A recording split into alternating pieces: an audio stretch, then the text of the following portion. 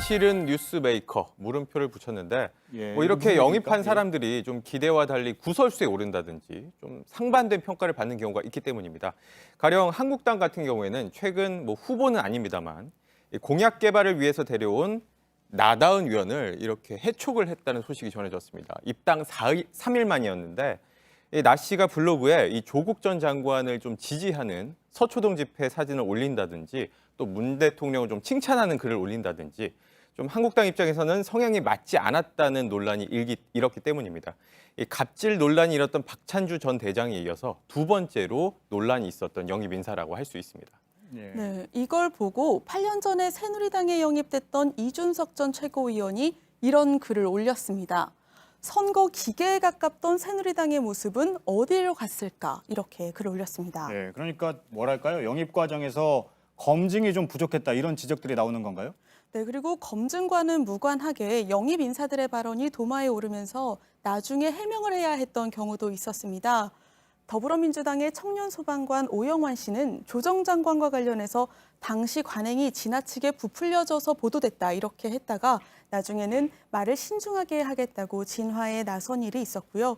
이용우 카카오뱅크 공동대표 같은 경우에도 혁신경제를 대표해서 영입이 됐는데 타다 측을 향해서 자기만 맞다고 말을 하면 안 된다라고 발언해 의외라는 평가를 받기도 했습니다. 네. 민주당 이해찬 대표가 장애인 그리고 청년에 대해서 한 발언이 논란이 됐습니다. 당의 유튜브 채널에 나와서 한 말인데 비판이 커지자 사과했습니다. 황예린 기자입니다. 민주당이 오늘 유튜브 채널에 올린 이해찬 대표 인터뷰입니다. 논란이 된 발언은 총선의로 영입 인사로 교통사고로 장애인이 된 최혜영 교수를 칭찬하다 나왔습니다. 선천적인 장애인은 그 의지가 좀 약해 돼요. 어려서부터 장애를 갖고 나오니까. 근데 이제 사고가 나서 그 장애인이 된 분들은 원래 자기가 정상적으로 살던 거에 대한 꿈이 있잖아요. 청년층의 고충에 대해 얘기하다가는 노력을 언급했습니다. 꿈을 꿀 줄 알아야 돼. 꿈이 없다고 해서 멍하고 살면 안 되고 자기가 뭔가 자꾸 희망을 가지고 노력을 하고. 이 대표는 지난 9일 경력 단절 여성 문제와 관련해서도 비슷한 말을 한 바 있습니다. 우리 딸도 경력 단절자인데 경력 단절된 뒤에는 열심히 뭘 안 해요. 홍 박사님은 아주 그걸 열심히 해서 여기까지. 논란이 커지자 이 대표는 심리학자의 말을 인용한 건데 인용 자체가 부적절했다고 공식 사과했습니다. 민주당은 해당 유튜브 영상을 내렸습니다. JTBC 황예린입니다. 이번엔 저희 취재진이 확인한 한 현역 의원의 음주운전 관련 발언을 소개해드리겠습니다. 경찰이 주민들 음주 단속이나 하면 안 된다고 말했습니다. 자유한국당의 정책위 의장인 김재원 의원의 얘기입니다. 최수연 기자입니다. 주민들 음주운전도 좀 대리운전도 좀 해주고 경찰관들 그래야 되는데 음주 단속이나 하고 이런 것도 안 된다. 경찰관들 잘하더라고요. 지난 11일 경북 의성에서 열린 의정보고회에서 김재원 의원이 한 말입니다. 지역군에 파출소를 지어줬다는 점을 강조하다가 나온 말입니다. 파출소를 새로 지어주게 되면 이것도 마찬가지인데 경찰관들이 요걸 많이 해서 파출소 지어주는데 경찰 측 민원을 들어줬으니 더 잘 봉사해야 한다는 취지로 말을 하다 불법 행위 단속을 자제하란 데까지 나간 겁니다. 보고회 참석 주민 중에서도 황당하단 반응이 나옵니다. 음주운전을 봐주라고 이야기한 거는 말이 잘못된 가서 사고라가 사망이 나면 어떻게 됩니까? 사법고시를 합격한 사람이에요. 국회의원으로서 이거는 공권력에 대한 이 태도가 아니다. 이에 대해 김재원 의원은 JTBC에 농촌엔 대리운전 업체가 없어서 경찰이 주민을 태워주는 경우가 많다며 단속만 하면 주민들이 힘드니 더 잘해달란 취지로 말한 것이라고 해명했습니다. 앞서 김 의원은 2018년 의성군수가 음주운전 사고를 냈을 때 검찰에 연락해 봐주게 했다고 말했다 구설에 오른 바 있습니다. JTBC 최수연입니다. 더불어민주당 이해찬 대표가 오늘 신년 기자간담회를 했습니다. 그런데 90일 남은 총선의 전략보단 장애인 비하 발언 논란과 관련된 질문이 이어졌습니다. 이 대표의 발언을 비판하려던 자유한국당도 꼬이긴 마찬가지입니다. 비판하는 논평이 오히려 장애인을 비하했다는 지적을 받은 겁니다. 황예린 기자입니다. 이해찬 대표는 신년 간담회에서 장애인 관련 발언 문제를 언급하지 않으려 했습니다. 하지만 곧바로 질문이 나왔고 이 대표는 일단 다시 한번 사과했습니다. 전혀 뭐 어느 쪽을 이렇게 낮게 보고 한 말은 아니고요. 그런 그 분석이 있다는 얘기를 제가 이제 전에 들어서 한 말인데. 과거에도 비슷한 논란이 있다고 지적하자 이 대표는 바로 반박에 나섰습니다. 예, 그런 말을 제가 여러 번 자주 한 건 아니고요. 예, 그 지난번에도 그 무의식적으로 했다가 말씀을 드렸고. 그래도 또 당의 인권 감수성을 묻는 질문이 나오자 답변을 거부했습니다. 자꾸 그 말씀을 하는데 더 이상 말씀을 안 드리겠습니다. 다른 당들은 이 대표의 발언을 일제히 비판했습니다. 하지만 자유한국당은 강하게 비판하려다 오히려 구설에 올랐습니다. 바로 이 대표를 비판한 논평이 장애인 비하란 지적을 받은 겁니다. 장애인은 비뚤어진 마음과 그릇된 생각을 가진 사람이란 뜻으로 읽힐 수 있는 표현 때문이었습니다. 논란이 커지자 한국당은 어젯밤 11시를 넘겨 해당 표현을 지운 뒤 논평을 다시 발표했습니다. JTBC 황예린입니다. 첫 번째 키워드는 실언 릴레이로 잡아봤습니다. 실언 릴레이라면 실언이 계속 이어졌다 이런 얘기잖아요. 누구 얘기입니까? 네, 어제 이제 잠시 공개됐다가 사라진 예. 그 문제의 발언을 일단 잠시 들어보시고 얘기하죠. 예. 선천적인 장애인은 그 의지가 좀 약해돼요. 사고가 나서 그 장애인이 된 분들은 원래 자기가 정상적으로 살던 거에 대한 그 꿈이 있잖아요. 그분들이 이제 더 의지가 강하다는 얘기를. 네. 네. 어제 나온 얘기죠, 이게. 네, 그렇습니다. 사고로 이제 장애인이 된 영입인사 1호인 최혜영 교수를 칭찬하려다가 나온 말인데요. 예. 비판을 피하기는 힘들었습니다.